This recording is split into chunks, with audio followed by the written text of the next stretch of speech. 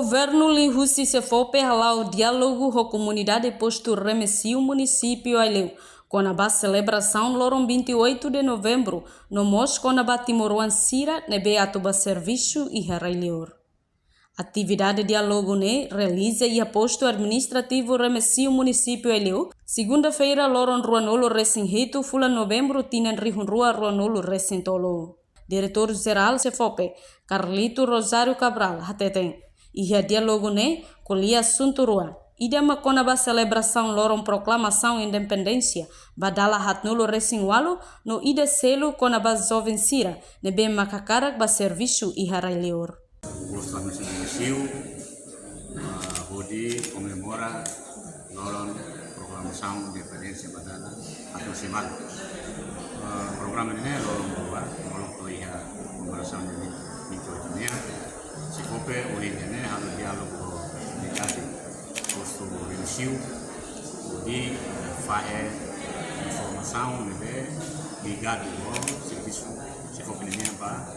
Na comunidade liu berjumlah sih, karena sih ada informação liga ao serviço comunidade, ao serviço liu, informação dari baran, mas etan apoio também mania, sih.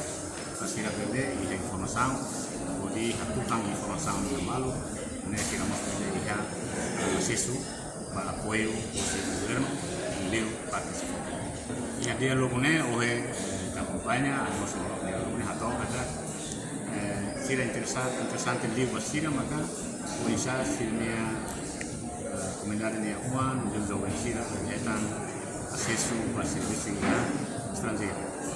Korea, selain nomor SSL, nomor sila berkaitan formação, apoio contemporâneo.